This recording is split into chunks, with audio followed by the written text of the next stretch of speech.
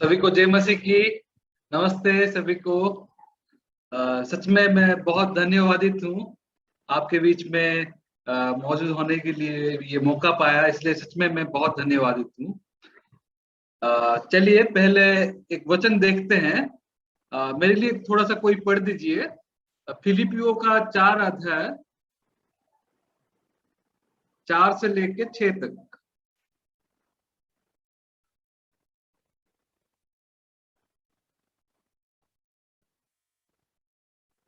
फिलिपियो 4 अध्याय का 4 से लेके 6 तक हम पढ़ेंगे फिलिपियो 4 अध्याय का 4 से लेके 6 तक। प्रभु में सदा आनंदित रहो। मैं फिर कहता हूँ, आनंदित रहो। तुम्हारी कोमलता सब मनुष्यों पर प्रकट हो। प्रभु निकट है। किसी भी बात की चिंता मत करो, परंतु हर एक बात में तुम्हारे निवेदन, प्रार्थना और विनती के द्वारा धन्यवाद के साथ परमेश्वर के सम्मुख उपस्थित किए जाएं। तब परमेश्वर की शांति, जो सारी समझ से परे है, तुम्हारे हृदय और तुम्हारे विचारों को मसीह यीशु में सुरक्षित रखेंगी। इसलिए हे भाइयों, जो जो बातें सत्य है और जो जो बातें आदरणीय हैं और जो जो बस बातें उतना ही। उचित है। 6 तक ही था। हाँ ठीक है, धन्यवाद। Thank you. मैं जब गवाही सुन रहा था, सच में मैं मन ही मन में बहुत धन्यवादित हो रहा था, क्योंकि सच में मेरा भी जीवन में कुछ ऐसे ही गवाही था। जब मैं साल्वेशन पाया, जब मैं उद्धार पाया, सच में मैं विश्वास नहीं कर पाया। सच में ये सही है क्या? सच में मेरा पाप पूरा चला गया है क्या? या सच में मुझे क्यों कुछ नहीं लग रहा है? मुझे कुछ तो लगना चाहिए। मुझे ऐसे ही कुछ महसूस हो रहा था। लेकिन जैसे ही समय बीतता गया, जैसे मैं वचन सुनता गया, मैं एक चीज पाया कि सच में वचन ही सही है। बाकी सब कुछ मेरा अनुभव ये भी सही नहीं है। अगर मैं अनुभव के द्वारा अगर मैं बोलता कि मैं धार्मिक हूँ, तो जब मुझे खराब लगता तो जरूर मैं उस समय नहीं नहीं, मुझे नहीं लगता है कि मेरा जो उद्धार है ये सही है, ऐसा लगता है। लेकिन क्योंकि ये वचन के द्वारा था और वचन में ही था, इसीलिए मैं बहुत सुकून से रह सका। क्योंकि यहाँ से कभी भी ये अक्षर जो है ये कभी नहीं मिटेगा। सच में इस बार भी मैं जब मैं एक नया जगह में मुझे भेजा गया, इससे पहले मैं भुवनेश्वर में रहता था।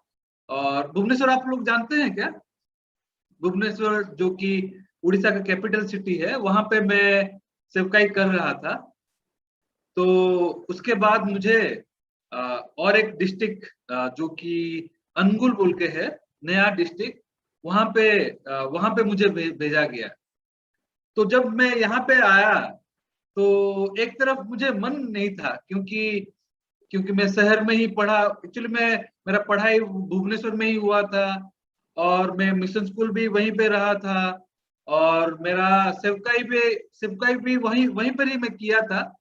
इसलिए मुझे लग रहा था कि सच में यही सबसे अच्छा जगह है, और मुझे कहीं दूसरा जगह जाने का मन नहीं था। लेकिन जब मुझे बोला गया कि तुम एक नया जगह जाओ जहाँ पे चर्च नहीं है, जाके वहां पे तुम चर्च शुरू करो। और जब मैं यहाँ आया तो बहुत सोच आ रहा था, वहां पे मैं क्या करूं। एक तरफ आने का मन नहीं है, लेकिन और क्या करूं? आने के सिवा और मेरे पास कुछ चॉइस भी नहीं है। इसलिए मैं आया यहाँ पे। और जब मैं यहाँ पे आया तो आने के बाद में उस समय एक्चुअली पहला दिन जब मुझे भेजा गया, तो उस समय मेरे पास सिर्फ 200 रुपया था। मेरे पत्नी के पास 200 रुपया, तो टोटल 400 रुपया था वहां पे हमारे पास। तो हम लोग निकलने वाले ही थे, क्योंकि हम लोग बाइक से ही आने वाले थे। तो आने वक्त में जस्ट मेरा एक भाई है यहाँ पे, कजिन भाई। तो मैं उसको फोन किया कि मैं आ रहा हूँ, अभी निकल रहा हूँ, सब कुछ पैकिंग हो गया, रेडी हो गया हूँ मैं, और मैं निकल रहा हूँ। तो वो बोला कि नहीं, आज यहाँ पे शटडाउन है, तो आप एक काम कीजिए, आज फ्राइडे है, आज शटडाउन है, और सैटरडे संडे भी कंप्लीटली शट डाउन है, आप मंडे को आइए। तो क्या हुआ कि मैं जब निकलने ही वाला था, उसी समय मुझे रुकना पड़ा फिर से। तो अच्छा ठीक है, तो उस दिन हम रुक गए। लेकिन और एक तरफ मेरे पास बहुत सारा सोच था कि नया जगह जाऊंगा, क्या करूंगा, और 400 रुपया में मुझे घर भी लेना है। 400 रुपया में क्या होगा, तेल में खत्म हो जाएगा पैसा, क्योंकि भुवनेश्वर से ऑलमोस्ट वो 150 किलोमीटर है। तो मुझे लग रहा था कि आते वक्त ही मेरा पैसा खत्म हो जाएगा, तो हम लोग कहाँ पे रुकेंगे, क्या खाएंगे, और कैसे क्या करेंगे। बहुत सारा सोच आ रहा था मेरे पास। लेकिन उस समय में और आने वाले थे, लेकिन अच्छा ठीक है, रुक और 2-3 दिन रुकेंगे यहाँ पे, एटलीस्ट और समय थोड़ा सा मिला यहाँ रुकने के लिए। तो ऐसे होके हम लोग वहां पे रुक गए भुवनेश्वर में।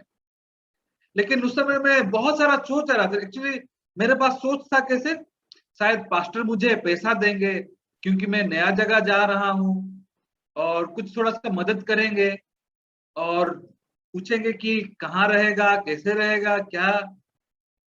मैं जैसे सोच रहा था, वैसे कुछ भी नहीं, मुझे पास्टर कुछ पूछते भी नहीं है, खाली जाओ बोल रहे हैं कि कब जा रहे हैं, हाँ जल्दी खुलेगा तो जल्दी से जाना। तो मुझे लग रहा था कि अरे भाई क्या करूं, मतलब सुकून से रहने भी नहीं देते हैं यहाँ पे। अच्छा ठीक है, जल्दी जाएंगे। और मेरा थोड़ा सा वहां पे उधारी भी था।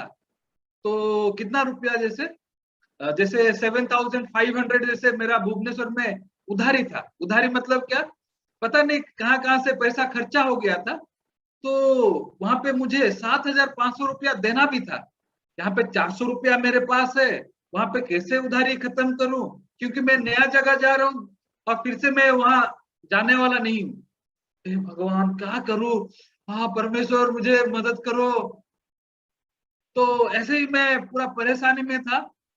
उस समय परमेश्वर मुझे आ, अच्छा ठीक है, शायद तू जिस दिन जाएगा ना, उस दिन शायद पास्टर तुझे पैसा देंगे, नहीं तो तू जो चर्च में तू मिनिस्ट्री कर रहा है, वहां पे जो भाई बहन है वो लोग भी तुझे पैसा देंगे, उसको पकड़ के जाना।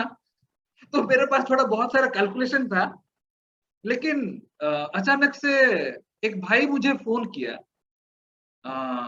एक भाई है जो कि बहुत रिसेंटली मतलब उधार पाए हैं, और वो चर्च के साथ उतना कनेक्ट भी नहीं हुए हैं।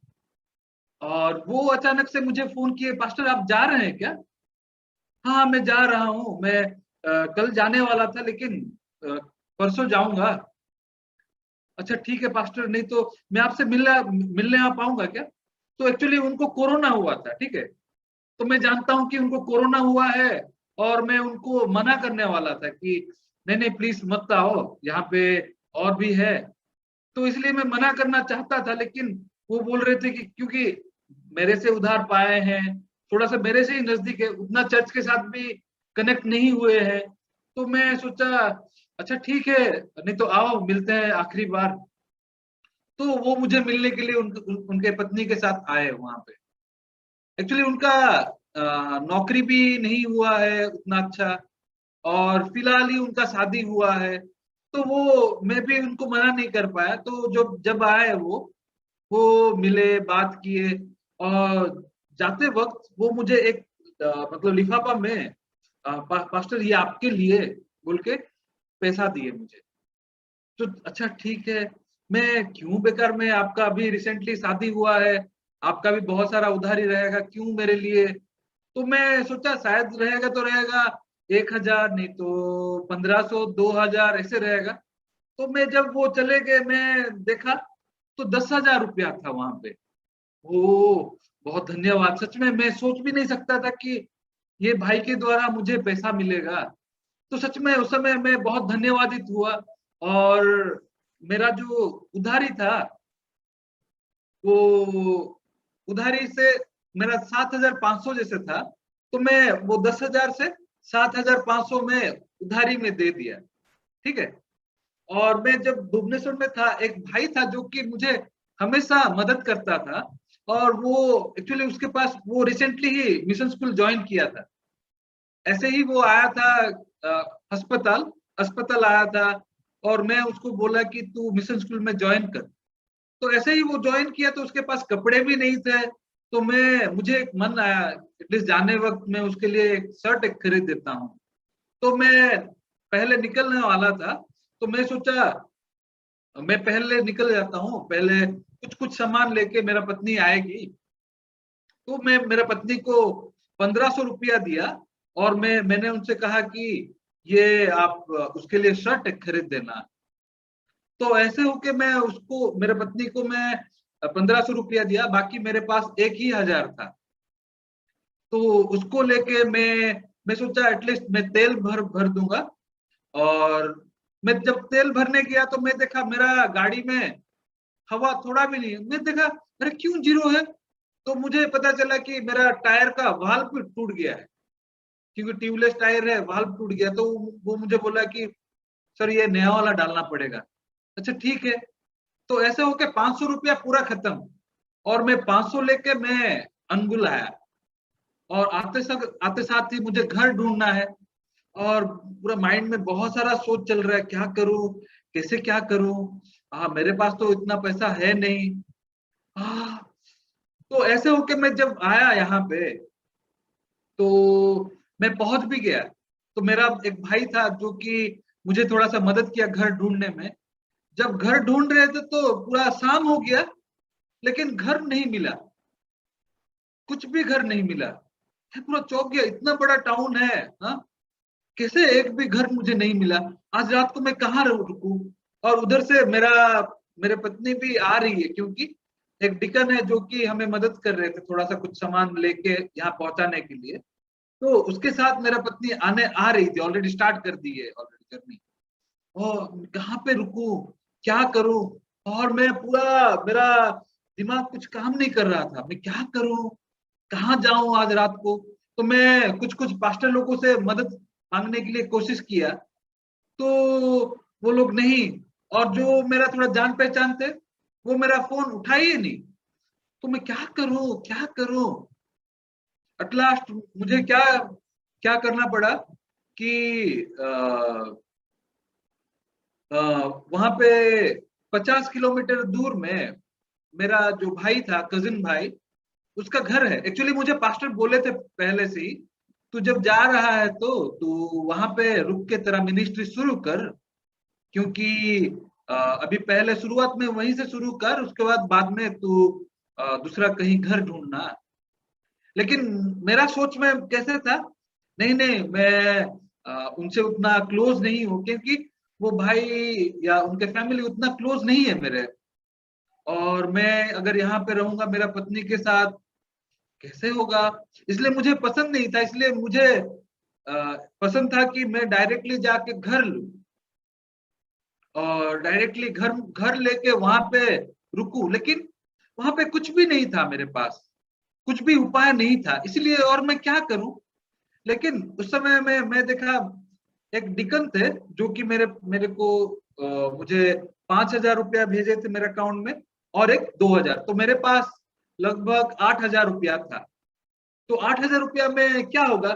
तो ऐसे होके हम लोग उस दिन रात को जो मेरा जो कजिन भाई है उसका घर हम लोग चले गए, और वहां पे हम लोग रुके, जो कि 50 किलोमीटर दूर है। तो उसके बाद उस दिन मैं बहुत रात को और सोने नहीं पाया। परमेश्वर, अनगुल में मुझे कोई भी नहीं जानता है, और मैं कहाँ जाऊं, और कैसे मुझे घर मिलेगा। और ये भाई तो ये 50 किलोमीटर दूर में रहता है, ये कुछ भी नहीं जानता है उसके बारे में, मैं क्या करूं। तो ऐसे होके मुझे रात को नींद भी नहीं आया एक्चुअली। ऐसे होके पैसा भी नहीं है। तो ऐसे होके जब मैं पूरा परेशानी में सो गया, और सुबह को जब उठा, सुबह को उठते साथ ही मैं मॉर्निंग सर्विस जब सुन रहा था, तो ये वचन जो कि फिलिपियो का आ, तो फिलिपियो का 4 ये प्रचार हो रहा था। तो ये वचन को मैं जब सुना, तो ये वचन सुन के मुझे थोड़ा सा कुछ परमेश्वर मुझे बोल रहे हैं शायद, ऐसे मुझे लगा। कैसे लिखा हुआ है थोड़ा सा पढ़ेंगे हम लोग फिर से। फिलिपियों का 4:4।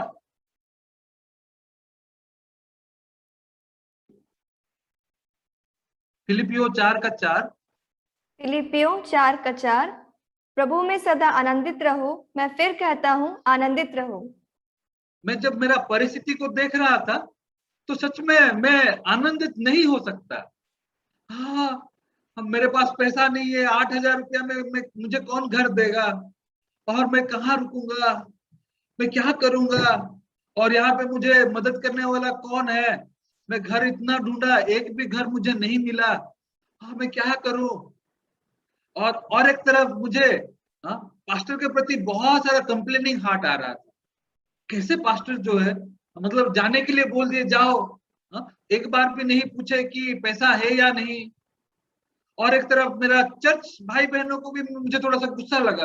अरे, ये कैसे, मैं इतना साल वहां पे रहा, थोड़ा सा मुझे पूछते पैसा है कि नहीं, हाँ थोड़ा सा मदद हम लोग करेंगे, ऐसे कुछ बोलते तो अच्छा होता। हाँ, कोई भी नहीं। हाँ, परमेश्वर मुझे कैसे अकेले छोड़ दिए यहाँ पे। हाँ, और आप हो या नहीं, मुझे अगर आप हो तो क्यों मुझे मदद नहीं करते हो। तो मेरे पास बहुत सारा सोच था मेरे पास, और मैं खुश भी नहीं हो सकता था। लेकिन जब मैं ये वचन को सुना, यहाँ पे कैसे लिखा हुआ है, वहां पे रिजॉइस, मतलब रिजॉइस ऑलवेज, मतलब हमेशा रिजॉइस करो। किसके किसके द्वारा, परमेश्वर में। तो मैं शायद परमेश्वर में, मेरा परिस्थिति में नहीं, परमेश्वर में। अच्छा ठीक है, अगर परमेश्वर में मैं खुश होऊंगा, हाँ, और आनंदित होऊंगा, सदा प्रभु में अगर मैं आनंदित रहूंगा, तो कैसे मेरा परिस्थिति को देखूंगा, अगर मैं देखूंगा तो नहीं हो सकता। अगर परमेश्वर को तो क्यों, कैसे। अच्छा ठीक है, तो मैं जब 6 को सुना, 6 में कैसे लिखा हुआ है थोड़ा सा देखते हैं। 6 में, 6 वचन, 6 वचन में। फिलिपियों 4:6। किसी भी बात की चिंता मत करो, परंतु हर एक बात में तुम्हारे निवेदन, प्रार्थना और विनती के द्वारा धन्यवाद के साथ परमेश्वर के सम्मुख उपस्थित किए जाएं।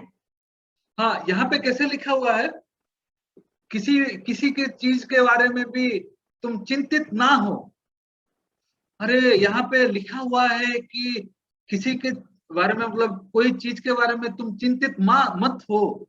तो मैं अगर देखूंगा तो सच में मेरे पास बहुत सारा बोझ है, लेकिन यहाँ पे वचन बोल रहा है कि कोई चीज के बारे में तुम चिंतित मत हो, और बदले में बोल रहा है कि धन्यवादित से तुम हर चीज को परमेश्वर को मतलब निवेदित के साथ उनको, मतलब उनको क्या बोलते हैं, निवेदन करो। तो मैं देखा कि सच में मुझे एक अच्छा मौका मिला है, ये समय में परमेश्वर को निवेदन करूं। लेकिन वहां पे और एक चीज लिखा हुआ है, धन्यवाद के साथ बोल के लिखा हुआ है। मैं कैसे धन्यवाद हो सकता हूँ, धन्यवाद खाली अगर मैं निवेदन करूंगा तो खाली धन्यवाद हो सकता हूँ क्या। एक चीज मैं अगर विश्वास करूंगा कि सच में परमेश्वर मुझे आनंदित करने के लिए बोल रहे हैं, और परमेश्वर सब कुछ मुझे दिलाने जिलाने वाले हैं, और सब कुछ में मुझे मदद करेंगे। जब मैं ये चीज को विश्वास करूंगा तो मुझे, हाँ, मैं धन्यवादित हो पाऊंगा। तो उस समय में क्या हुआ कि सच में मेरा जो देखने का जो नजरिया था वो बदल गया। अरे सच में मैं क्यों दुखी हो रहा हूँ, मैं क्यों परिस्थिति में पकड़ा गया हूँ। अरे परमेश्वर बोल रहे हैं मुझे आनंदित हो, हाँ इसलिए मैं आनंदित होऊंगा। अरे परमेश्वर बोल रहे हैं उनको सब कुछ पता, मतलब निवेदन करो, मैं सब कुछ दिल, मतलब परमेश्वर को मतलब निवेदन करूंगा, हर चीज को मैं बोलूंगा परमेश्वर को, और परमेश्वर देने वाले हैं इसलिए बोल रहे हैं आनंदित करो। तो अचानक से मेरा मन में ये जो वचन है, ये वचन को परमेश्वर मेरा मन में रख दिए। पता नहीं ना चाहते हुए भी, एक्चुअली सच अगर बोलूं तो मैं, मेरे पास उतना विश्वास नहीं रहता है। हमेशा मैं परिस्थिति में पकड़ा जाता हूँ, मैं खुद से पकड़ा जाता हूँ, मतलब खुद के सोच के द्वारा पकड़ा जाता हूँ। लेकिन परमेश्वर मुझे मदद किए ये वचन को अपना मन में रखने के लिए। और उस समय से मैं मतलब हर कोई को गवाही गवाही देने वाला मतलब दिया उस समय से। और जब मैं गवाही दिया, अचानक से मुझे परमेश्वर, मुझे एक जन जो कि बहुत सालों से बात नहीं हुआ है, और वो मुझे एक भाई है जो कि मुझे फोन किया और वो मुझे 10,000 वो भेज दिया। ऐसे ऐसे होके मुझे सब कुछ पैसा मिला वहां पे। और क्योंकि मैं जब आया यहाँ पे, एक वीक के बाद लॉकडाउन हो गया, और जब लॉकडाउन हो गया तो और मैं घर ढूंढ भी नहीं पाया।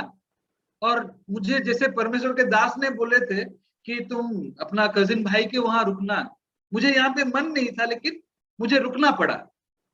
सच में मेरा प्लानिंग एक था, लेकिन परमेश्वर का प्लानिंग के हिसाब से मैं यहाँ पे रुकने लगा, और यहाँ पे मैं इधर उधर घूम के प्रचार करने लगा।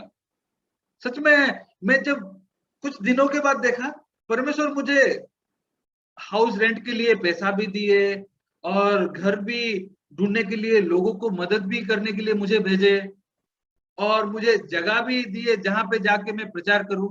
और जैसे आप लोग जानते हैं कि ये कोरोना के समय है, तो मैं घर में अगर रुकूंगा तो मैं, नया जगह है, किसके वहां जाऊंगा और किसको प्रचार करूंगा, और कितना दिन, मतलब मैं जून में अगर मैं मुझे प्रचार करना होगा भी, तो कोई तो रहना चाहिए जिसको मैं प्रचार कर सकूं।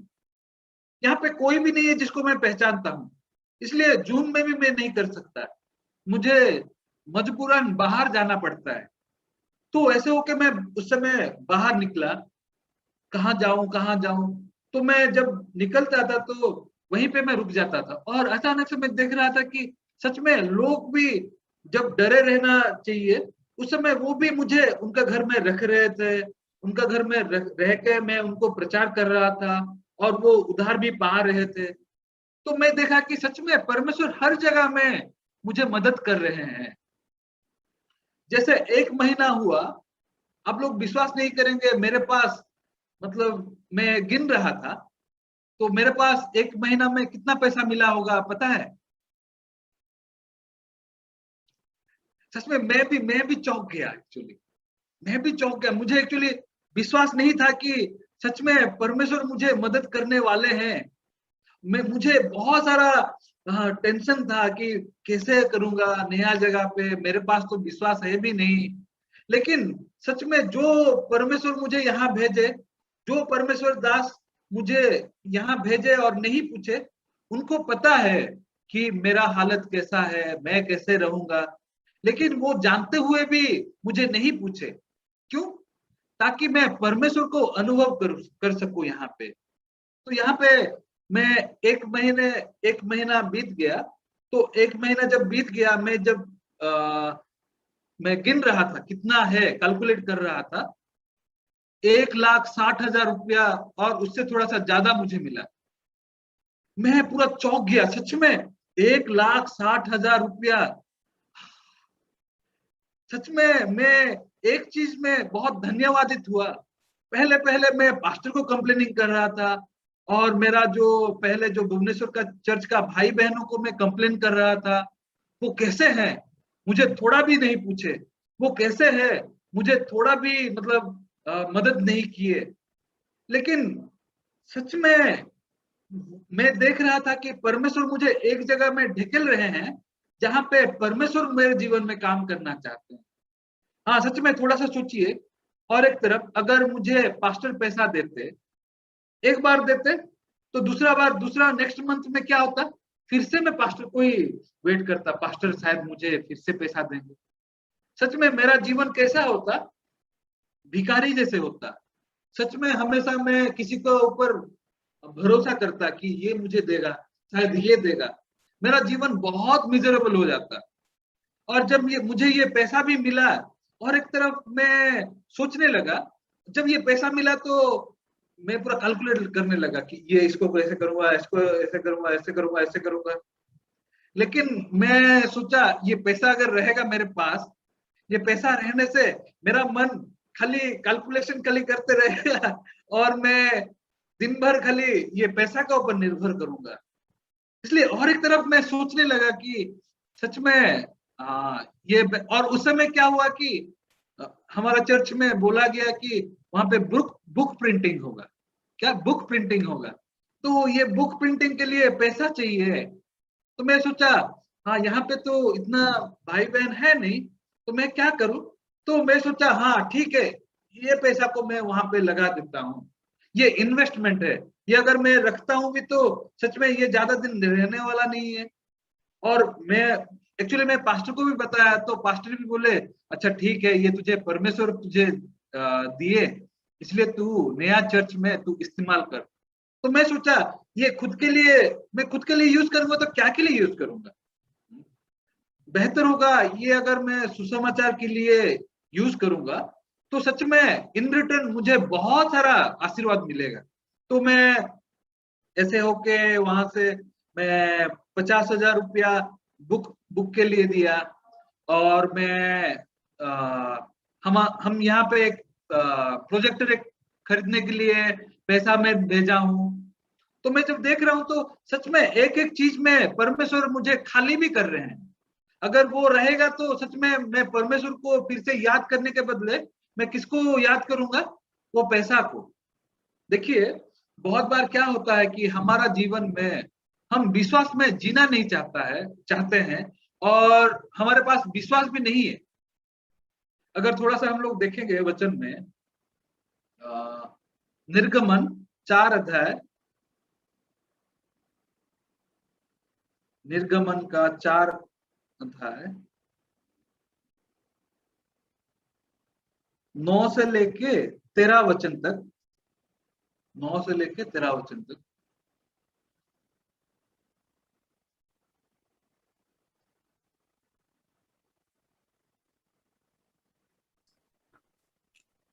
निर्गमन 4 अध्याय 9 से लेकर 13 वचन तक।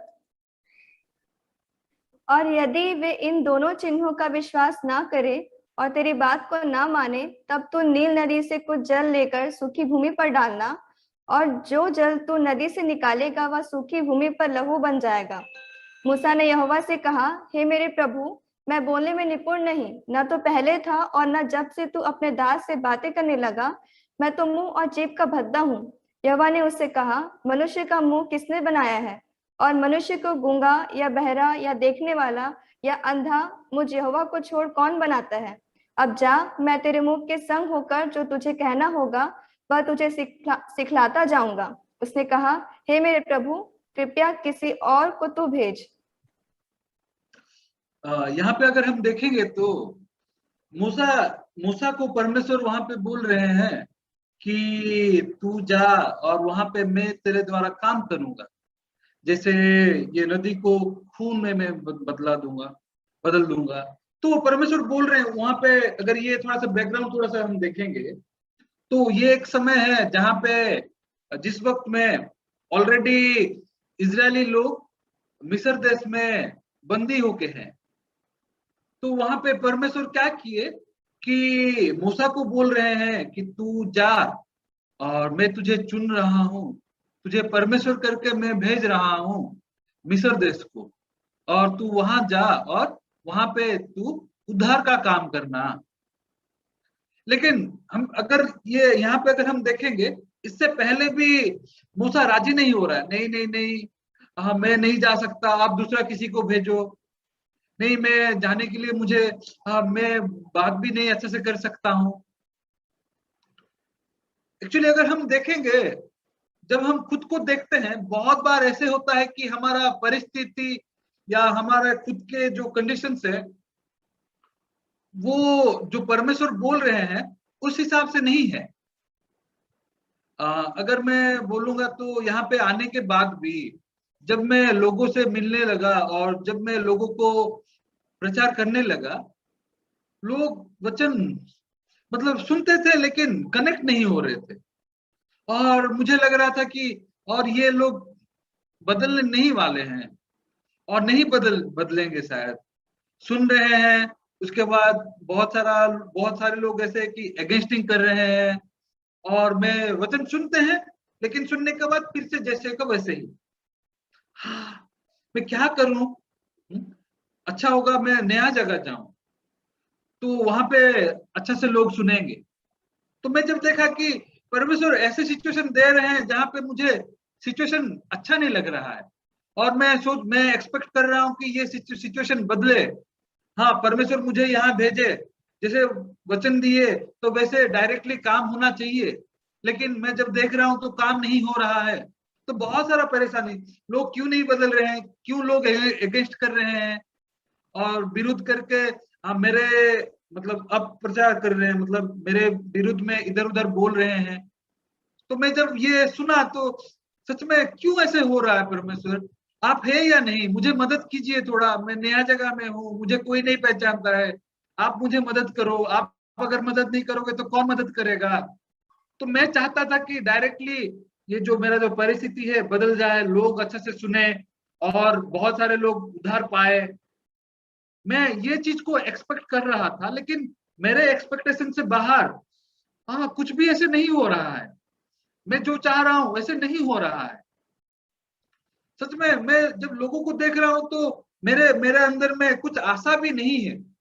मैं धीरे धीरे मैंने लोगों को, ये लोग नहीं बदलेंगे, बेटर होगा मैं दूसरा कहीं जगह जाऊं, नया जगह जाऊं, इसलिए मैं जगह बदलते जा रहा था।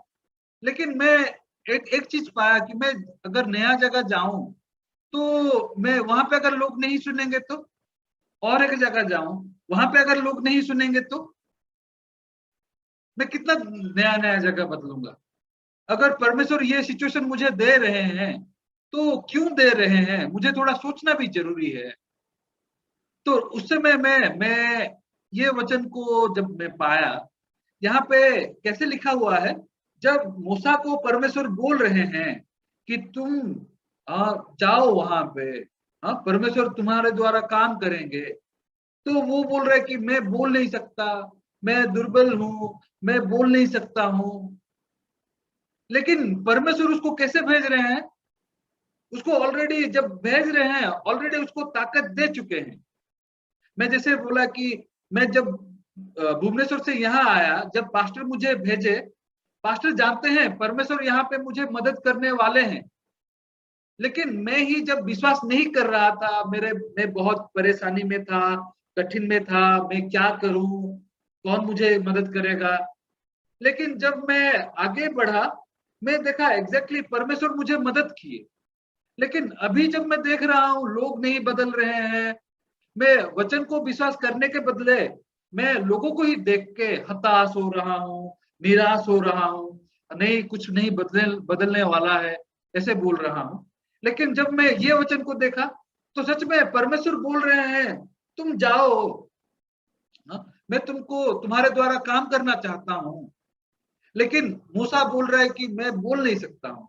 अगर यहाँ पे देखेंगे मूसा क्यों, मूसा जब परमेश्वर बोलने से पहले वो लोग जैसे थे, मूसा परमेश्वर बोलने के बाद भी वो सिचुएशन नहीं बदला, ऐसे ही है। मुझे लग रहा था कि मुझे थोड़ा सा कैसे कैसे महसूस होगा, मुझे लग रहा था कि मैं थोड़ा सा एनर्जेटिक लगेगा मुझे, मैं थोड़ा सा पावरफुल हो जाऊंगा क्योंकि परमेश्वर मुझे भेज रहे हैं। लेकिन जब परमेश्वर बोल रहे हैं तुम जाओ, बोलने बोलने से पहले मैं जैसे था, बोलने के बाद भी मैं वैसे जैसे का वैसे ही। मेरे पास बोलने के लिए ताकत भी नहीं है, मैं अच्छा से बोल भी नहीं पाऊंगा। परमेश्वर, हाँ, आप दूसरा किसी को भेजो जाओ। तो एक्चुअली मैं कुछ चेंजेस देखना चाहता हूँ, मैं कुछ बदलाव देखना चाहता हूँ खुद में और दूसरों में, और उसके बाद मैं वचन को विश्वास करना चाहता हूँ। सच में एक एक वक्त था जबकि मैं वचन को जैसे का वैसे ही विश्वास किया, मैं काम देख नहीं पाया। लेकिन अब जब मैं वचन को देख रहा हूँ, वचन को विश्वास करने के बदले मैं परिस्थिति में पकड़ा गया हूँ, मैं खुद में पकड़ा गया हूँ। मेरा खुद का जो दुर्बलता मतलब मैं जो मेरा जो वीकनेस है उसमें पकड़ा गया हूँ। नहीं, मेरे से नहीं होगा, मैं नहीं सकूंगा। यहाँ पे बहुत सारे भाई बहन है, अब जबकि कोरोना का समय है और सबको के पास कुछ ना कुछ तो समस्या रहेगा ही रहेगा। ऐसे नहीं कि कोरोना के वजह से, सबका लाइफ में कुछ ना कुछ प्रॉब्लम हमेशा रहता है, और हमेशा हम सोचते हैं कि ये समस्या कैसे हल होगा, इसका हल कैसे मुझे मिलेगा, ये कैसे सुलझ जाएगा। ताकि मैं परमेश्वर को विश्वास कर सकूं, ताकि मैं दूसरों को गवाही दे सकूं कि परमेश्वर मेरे द्वारा ये काम किए। और जब मैं कुछ चीज को बदलते हुए देखता हूं तो मैं हालेलुया, परमेश्वर काम किए, परमेश्वर काम कर रहे हैं। सच में इससे पहले भी मैं काम देखा वचन के जैसे, लेकिन अभी जब परिस्थिति आया तो सच में उसमें मैं पकड़ा गया हूँ। नहीं, ये लोग नहीं बदलेंगे और मैं भी नहीं, मतलब मेरे द्वारा भी कुछ बदलता हुआ नहीं दिख रहा है। मेरे जगह में और कोई आता तो उसके द्वारा शायद परमेश्वर और ज्यादा काम करते हैं। हाँ, मैं अच्छा से शायद प्रचार नहीं कर सकता हूँ, इसलिए लोग नहीं बदल रहे हैं जैसे क्या वैसे ही है। तो मैं जब देखा तो मुझे लग रहा था मेरे में प्रॉब्लम है, नहीं तो ये लोगों में प्रॉब्लम है। इसलिए मैं पूरा परेशानी में था। लेकिन उस समय एक वचन हमारा चर्च में आजकल प्रचार हो रहा है, वहां पे थोड़ा सा देखते हैं। दूसरा कोरिन्थियों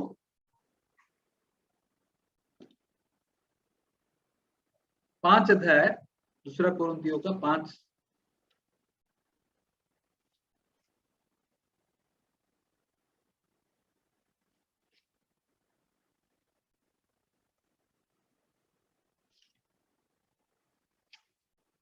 पांच अध्याय का 16 और 17 थोड़ा पढ़ते हैं।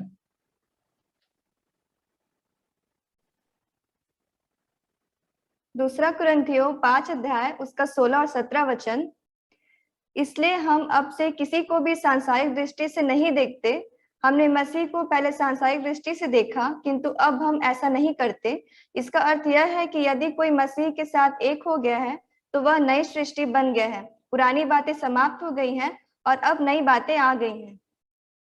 यहाँ पे जब 16 में हम देखते हैं तो 16 में कैसे लिखा गया है, इंग्लिश में ऐसे लिखा गया है, therefore from now on we regard no one according to the flesh। अब से हम किसी, थोड़ा सा इस पे किसी को कैसे, थोड़ा सा स्पष्ट है? थोड़ा सा पढ़ दीजिए थोड़ा। किसी को शरीर के अनुसार ना समझेंगे ना। यस, अगर थोड़ा सा हम यहाँ पे देखेंगे तो, अतः अब से हम किसी को शरीर के अनुसार ना समझेंगे। अगर हम खुद को देखेंगे तो हम कैसे खुद को जानते हैं? शरीर के अनुसार। मैं जब खुद को देखता हूं तो मैं शरीर के अनुसार, मूसा जब अब खुद को देख रहा है तो खुद का शरीर के अनुसार। मैं जब यहाँ के लोगों को भी देख रहा हूं तो शरीर के अनुसार। लेकिन वचन क्या बोल रहा है? अब से शरीर के अनुसार मत देखो। सच में शरीर के अनुसार ना देखो तो कैसे देखो? वचन के अनुसार देखो। वचन क्या बोल रहा है? 7 में थोड़ा सा पढ़ दीजिए। 7। हाँ, दूसरा कुरिन्थियों 5 का 7 में, क्योंकि हम रूप को देखकर नहीं पर विश्वास से चलते हैं। 5 के 17 में 17 मैं 17 7 पढ़ी। ओके, 17। दूसरा कुरिन्थियों 5 का 17 वचन। इसलिए यदि कोई मसीह में है तो वह नई सृष्टि है, पुरानी बातें बीत गई हैं, देखो सब बातें नई हो गई हैं। तो यहाँ पे कैसे लिखा हुआ है कि सब कोई नई सृष्टि है? तो मैं भी नया सृष्टि हूँ। मैं जब लोगों को देख रहा हूँ वचन के द्वारा तो वो भी नया सृष्टि है। लेकिन मैं खुद का अनुभव से खुद को देख रहा हूं तो मेरा कुछ नहीं बदला है, लोगों का कुछ नहीं बदला है। खाली वचन खाली बोल रहा है लेकिन कुछ नहीं बदला है। लेकिन यहाँ पे कैसे लिखा हुआ है? किसी को अभी से शरीर के अनुसार ना देखो। सच में मैं जब वचन को देख रहा हूं तो वचन क्या बोल रहा है कि खुद को शरीर के अनुसार ना देखो। सच में उस समय से मैं जब देख रहा हूँ वचन के द्वारा, लोग नहीं बदले हैं, लेकिन फिर भी मैं वचन के द्वारा लोगों को बोल रहा हूँ कि ये नई सृष्टि, मैं भी नया सृष्टि। मैं जब खुद को देख रहा हूं तो असल में कुछ नहीं बदला है, लेकिन वचन में देखने से सब कुछ बदल गया है। मैं नए सृष्टि हूं। अगर थोड़ा सा हम लोग एक वचन देखेंगे, ये दूसरा कोरिन्थियों का ही 4 का 18 थोड़ा सा देखते हैं। दूसरा 4:18। कुरिन्थियों 4:18 वचन, और हम तो देखी हुई वस्तुओं को नहीं परंतु अनदेखी वस्तुओं को देखते रहते हैं, क्योंकि देखी हुई वस्तुएं थोड़ी ही दिन की हैं परंतु अनदेखी वस्तुएं सदा बनी रहती हैं। यहाँ पे दो चीज लिखा हुआ है। जो देखी हुई चीज है वो मतलब कुछ देर के लिए है, और जो अनदेखी चीज है वो सदा काल के लिए है। सच में क्या अनदेखी चीज है? वो है वचन। जो मैं देख रहा हूं वो कुछ देर के लिए है और वो सच नहीं है। और परमेश्वर भी बोल रहे हैं कि हाँ, तुम कुछ चीज को शरीर के अनुसार ना देखो। तो मैं जब देख रहा हूं खुद के द्वारा, तो मैं सच में हताश, निराश, और कुछ नहीं बदलने वाला है, और मैं भी नहीं बदल रहा हूं, ये लोग भी नहीं बदल रहे हैं। ऐसे होगा तो मैं कैसे मिनिस्ट्री करूं? और मैं नया जगह जाऊंगा भी तो वहां पे अगर ऐसे प्रॉब्लम होगा तो मैं क्या करूंगा? मेरे बदले और कोई आता तो अच्छा होता। तो ऐसे मेरा सोच आ रहा था, क्योंकि मैं जब खुद को देख रहा हूं तो सच में मैं बहुत दुर्बल हूँ। आप विश्वास नहीं करेंगे, जब मैं पास्टर बना तो उस समय क्या हुआ पता है क्या? मेरे जो चर्च में जहाँ पे मिशन स्टूडेंट था, वहां के संडे स्कूल बच्चे भी हंसने लगे एक्चुअली। अरे वो पास्टर बने, वो पास्टर बने। तो वो भी विश्वास नहीं कर पाए कि सच में हाँ, मेरे जैसे आदमी पास्टर बना। मैं जब अभी खुद को मैं यहाँ पे आके देख रहा हूँ, वही सेम टू सेम। मेरा कुछ नहीं बदला है। मैं कैसे खुद को पास्टर बोल सकता हूँ? खाली नाम के लिए मैं पास्टर हूँ, क्योंकि चर्च बोल रहा है, लोग मुझे बोल रहे हैं पास्टर। लेकिन खुद के अंदर में अगर मैं खुद को देख रहा हूँ तो कुछ भी पास्टर का क्वालिटी नहीं है। और जब मैं वचन प्रचार कर रहा हूँ भी तो लोग उतना नहीं बदल रहे हैं। सुन के वो लोग मतलब उधार नहीं पा रहे हैं। हाँ, जब सुन रहे हैं तो वो बोल रहे हैं कि हम धार्मिक है, लेकिन उसके बाद में फिर से अपना रास्ता में जाते हैं। तो मुझे बहुत सारा, हाँ, परमेश्वर कितना दिन तक कैसे होगा, कितना दिन तक? लेकिन यहाँ पे हम अगर देखेंगे तो देखी हुई वस्तु कुछ देर के लिए है, लेकिन जो अनदेखी चीज है वो सदा काल के लिए है। अगर थोड़ा सा हम लोग देखेंगे कि क्या है वो, और कब से ये चीज को हम देखने लगे, और कब से ये चीज हमारा जीवन में अनदेखी चीज शुरू हुआ, थोड़ा सा हम देखेंगे तो पहला पतरस का 1:23। पहला पतरस पहला पत्रस 1:23 वचन, आपने दोबारा जन्म लिया है। आप लोगों का यह जन्म नश्वर बीज से नहीं किंतु अनश्वर बीज से, परमेश्वर के जीवंत एवं शाश्वत वचन से हुआ है। क्योंकि धर्म ग्रंथ में लिखा है, समस्त शरीरधारी घास के सदृश हैं, और उनका सौंदर्य घास के फूल की तरह, घास मुरझाती है और फूल झड़ता है। हाँ, यहाँ पे अगर हम देखेंगे तो यहाँ पे हम लोग कैसे मतलब born again हुए हैं। यहाँ पे कैसे लिखा हुआ है, हम लोग कैसे जन्म फिर से जन्म पाए हैं? वो वचन के द्वारा, जो कि सदा काल के लिए है। वैसे वचन के द्वारा हम लोग यहाँ पे जन्म, नए सिरे से जन्म पाए हैं। सच में अगर हम देखेंगे तो खुद में जब हम धार्मिक नहीं थे और धार्मिक बने, हमारा कुछ भी नहीं बदला। खाली एक चीज बदला, पहले हम लोग पापी थे, अभी धार्मिक बने। खाली धार्मिक, ये खाली वचन में हम लोग देखे और विश्वास किए, ये हमारा मन में। लेकिन वाहिक रूप से कुछ भी नहीं बदला। मैं जब जैसे था वैसे ही हूँ। सच में अगर हम खुद में अगर देखना चाहेंगे बदलाव को, कभी भी नहीं पा सकते, और हम लोग हताश, निराश हो सकेंगे। लेकिन वचन में अगर देखेंगे तो पहले से ही हमारा जो जन्म हुआ, मतलब हम जब उद्धार भी पाए, वो कैसे? वचन के द्वारा, जो कि कभी नहीं बदलता। उस बदल उस उस वचन से। यहाँ पे कैसे लिखा हुआ है, जो घास है वो सूख जाएगा, जो फूल है वो झड़ जाएगा। लेकिन 25 में कैसे लिखा हो? 25 थोड़ा सा। पहला पत्रस 1 अध्याय उसका 25 वचन, परंतु प्रभु का वचन युगानुयुग स्थिर रहता है, और यही सुसमाचार का वचन है जो तुम्हें सुनाया गया था। हाँ, यहाँ पे कैसे लिखा? ये युगा युगन, मतलब नियोग हमेशा के लिए रहता है। क्या वो है? वचन। प्रभु का वचन, सच में हमारा मन कहाँ पे रखेंगे तो हम मतलब निश्चित से रह सकते हैं, वो है वचन के द्वारा। वचन में अगर हम रखेंगे तो सच में जब हमको पापी भी कोई बोला तो हम कभी भी नहीं टहले। हाँ, पूरा स्थिर से हम लोग बोलने सके थे कि हम धार्मिक है, क्योंकि वचन बोल रहा है, वचन हमको धार्मिक किया है। यहाँ पे देखिए, यहाँ पे ऐसे ऐसे लिखा हुआ है, देखिए लिखा है कि नहीं। हम दूसरों से झगड़ा भी करते थे कि यहाँ पे देखो ऐसे लिखा हुआ है, लोग मुझे मतलब ये हाँ ठग रहा है बोलने से भी मुझे कुछ नहीं लगता था, और मैं थोड़ा भी नहीं टहल रहा था। हाँ, मुझे जब धार्मिक बोला गया ये वचन के द्वारा, ये मैं विश्वास कर पाया।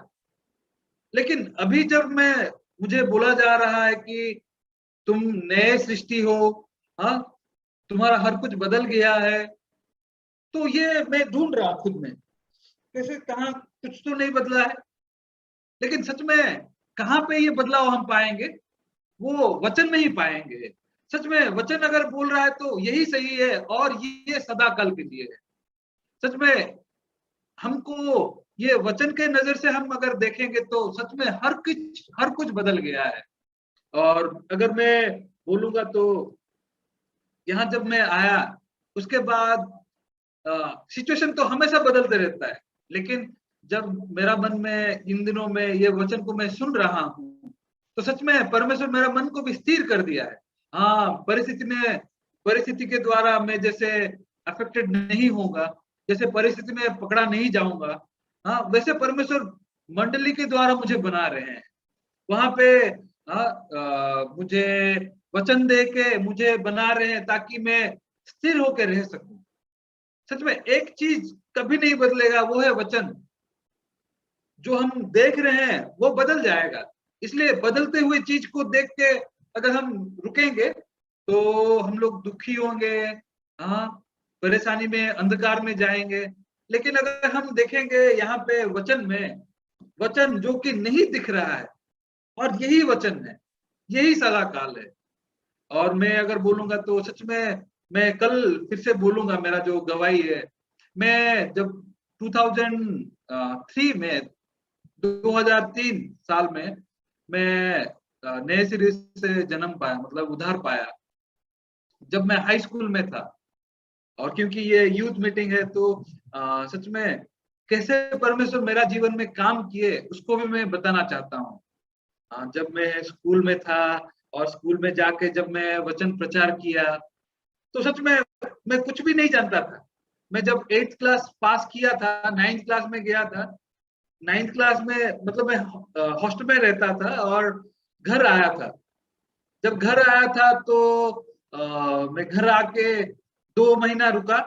उस समय मैं उधार पाया, और जब मैं उधार पाया तो जैसे हमारा बहन आज बता रही थी कि मैं ढूंढ रहा था कि कुछ बदला कि नहीं बदला। मुझे एक्सपेक्टेशन था कि थोड़ा सा कैसे कुछ महसूस होगा। मुझे बोला गया कि तुम उधार पाए। उधार पाया मैं? हाँ बोल रहे हैं तो हाँ बोल रहे हैं, हाँ उधार पाया। अच्छा, उसके बाद मैं बाहर जब निकल रहा था तो वहां पे हमारा जो पास्टर है जेम्स पॉल, वहां पे वो गार्डनिंग कर रहे थे। तो वो वो मेरे पास आए, कांग्रेचुलेशन, तो आप उधार पाए? तो हाँ, वो तो अंदर में मुझे बताया कि आप उधार पाए बोल के। हाँ हाँ मैं उधार पाया। कैसे? वो यीशु मसीह क्रूस पे चढ़े और हमारा पाप सब वहां पे खत्म कर दिए, और इसलिए मैं धार्मिक हूँ। लेकिन सच में मैं अंदर में, मुझे ये उधार है क्या? सच में ये उधार है क्या? ऐसे होके मैं गया घर। लेकिन उसके बाद मैं और मुझे तो लगा हाँ ये तो सही है कि ये यीशु मसीह हमारा पाप ले गया है, लेकिन मुझे नहीं लग रहा था कि यही उधार है। तो ऐसे होके मैं जब लोगों को मैं जब प्रचार करने लगा, आप जानते हो यहाँ पे ऐसे लिखा हुआ है हमारा पाप क्षमा हो गया है, ऐसे ही मुझे ऐसे नहीं महसूस हुआ था कि मैं उधार पाया हूँ। लेकिन ऐसे ही मैं जो वचन सुना वो लोगों को मैं बताने जा रहा था। और जब मैं बताया तो मैं देखा कि वो लोग विश्वास नहीं कर रहे हैं। नहीं नहीं नहीं, कैसे हम लोग धार्मिक बोल सकते हैं? लिखा हुआ है यहाँ पे, आप कैसे नहीं विश्वास कर रहे हो? लिखा है। तो मैं जब देखा कि उनमें और मेरे में अंतर, सच में मैं एक चीज जान पाया कि सच में जो विश्वास पाया कि मैं धार्मिक हूं या मेरा पाप यीशु मसीह ले गया है, सच में ये कितना मूल्यवान चीज है, मतलब कितना महत्वपूर्ण चीज है मेरे लाइफ में। मैं जब प्रचार करना शुरू किया तो उस समय मुझे पता चला कि सच में ये उद्धार है। उससे पहले मुझे लग रहा था कि कुछ बदलना चाहिए। बाद में मैं देखा कि ये सिंपल वचन को लोग विश्वास नहीं कर रहे हैं। वो बोल रहे हैं कि कैसे हम बोल सकते हैं धार्मिक। लेकिन सच में हमारा जो उद्धार है ये वचन में हुआ है। लोग इस चीज को अपने आप में ढूंढ रहे हैं, इसलिए वो कठिन में है, अंधकार में है, अभी तक पाप में फंसे हुए हैं। लेकिन उसके बाद भी जब मैं 2 महीना खत्म हुआ, मैं हॉस्टल गया और हॉस्टल में भी जाके मैं जब मेरा दोस्तों से मैं बोलने लगा, पता है मैं धार्मिक हूँ, पता है मैं धार्मिक हूँ, पता है मैं धार्मिक हूँ, तो बच्चे सब क्या बोले रहेंगे? आ गया धार्मिक, धार्मिक धार्मिक आ गया देखो। तो सच में उसके बाद से मैं मतलब प्रचार करना बंद कर दिया। अरे भाई क्यों बोलता हूँ मैं धार्मिक? ठीक है मैं जानता हूँ, खुद से जानता हूँ वो सही है, ठीक है ठीक है, क्यों बेकार में लोगों को बोलूंगा, लोग मेरा हंसी उड़ाएंगे, मजाक उड़ाएंगे। अच्छा होगा मैं मतलब खुद के अंदर में ही रखूंगा, दूसरों को ना बोलूंगा। लेकिन सच में मैं जब उस समय क्या हुआ पता है? और एक मजा मतलब क्या हुआ, मेरा क्लास में 9th क्लास जब मैं गया, नया नया क्लास था और कुछ कुछ नए बच्चे भी आए थे। उनमें से एक लड़की आई थी। एक लड़की जब आई थी तो सबको मुझे चिढ़ाने, मतलब मेरे दोस्त लोग, ये देख देख देख, मेरा नाम को लेके चिढ़ाने लगे। तो "है, मत बोलो ऐसे है?" मैं हालांकि ऐसे बोलते रहूंगा, मुझे खुशी लगते रहेगा या नहीं लगते रहेगा जब दोस्त लोग मुझे चिढ़ाते रहेंगे, क्योंकि लड़की अच्छी भी दिख रही थी। तो मुझे अंदर ही अंदर में हाँ अच्छी है, पूरे शर्माते हुए मत चिढ़ाओ। लेकिन जब मैं ऐसे सिचुएशन आया तो कुछ दिन के बाद क्या हुआ पता है क्या? उस लड़की को मेरा सीनियर एक भाई है, वो जाके उसको प्रपोज किया। ठीक है, जब उसको जाके प्रपोज किया तो मुझे बहुत खराब लगा, ऐसे क्या हो गया? तो मैं पूरा उदास दुखी। आप लोगों को पता है देवदास, वो दारू पीता था, मैं दारू ना पी के मैं पूरा दुखी दुखी। हाँ। और एक तरफ में मतलब मुझे ऐसे लगने लगा कि परमेश्वर मुझे क्यों ऐसे सिचुएशन में आप डाले। हाँ, बहुत कष्ट लग रहा है। और यूजुअली मैं थोड़ा सा मतलब हमेशा कॉमेडी करते रहता हूँ, नहीं तो हंसी मजाक करने वाला था। लेकिन अचानक से मेरा दोस्त जब देख रहे थे कि पूरा उदासी दुखी, वो आके मुझे समझा रहे थे कि है कुछ नहीं, वो लड़की अच्छी नहीं है रे, तेरे को अच्छी मिल जाएगी, है छोड़ उसको, कैसे अच्छी। तो ऐसे बोल रहे थे, लेकिन उनका बात मुझे कुछ भी मतलब कुछ भी मतलब मेरा जो कष्ट है उसको मतलब नहीं दबाने पा रहा। उस समय में क्या हुआ, मुझे एक संगति याद आया जो कि मैं वहां से मतलब जब मैं घर से आने से पहले मैं सुना था। वो है उत्पत्ति का 28 वचन, 28 अध्याय में। अ, अगर हम थोड़ा सा देखेंगे,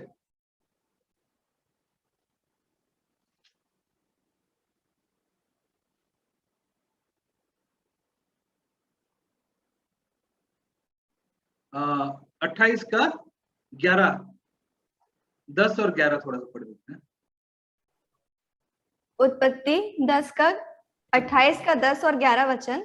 12 भी। 10, 11 और 12 वचन।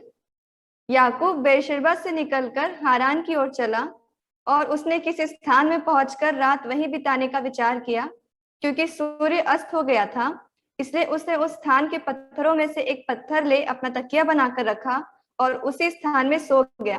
तब उसने स्वप्न में क्या देखा कि एक सीढ़ी पृथ्वी पर खड़ी है और उसका सिरा स्वर्ग तक पहुंचा है और परमेश्वर के दूत उस पर से चढ़ते उतरते हैं। हाँ, यहाँ पे अगर हम देखेंगे तो यहाँ पे कैसे लिखा हुआ है कि जब याकूब अपना भाई से डर के भाग रहा था अपना मामा का घर, बहुत दूर था रास्ता, जबकि पूरा अंधेरा था, और उतना दिन तक वो खाली मम्मी का पल्लू पकड़ के मम्मी मम्मी बोल रहा था।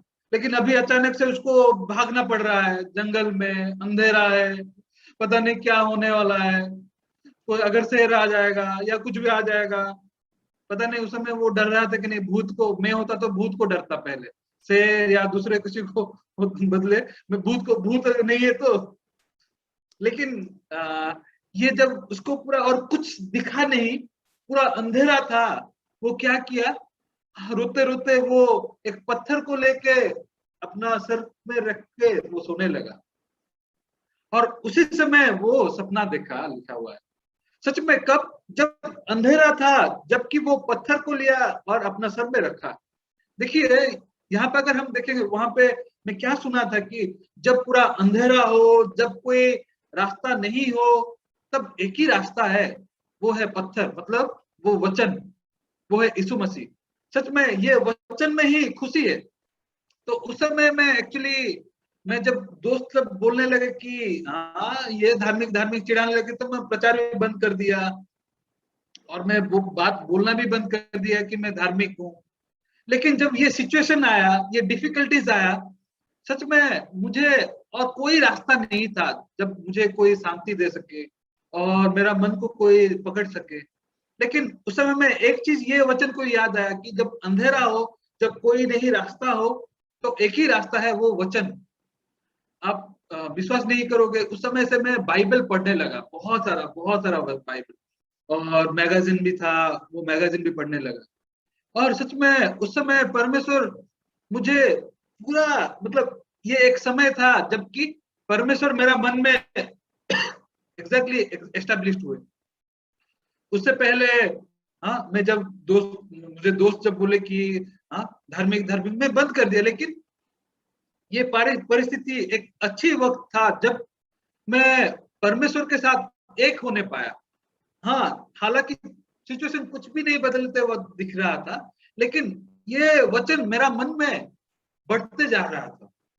सच में उसके बाद परमेश्वर वो लड़की को भी भुला दिए। मैं सोच रहा था परमेश्वर भुला दो, मैं रोता था परमेश्वर भुला दो, प्लीज भुला दो परमेश्वर, बहुत तकलीफ हो रहा है परमेश्वर।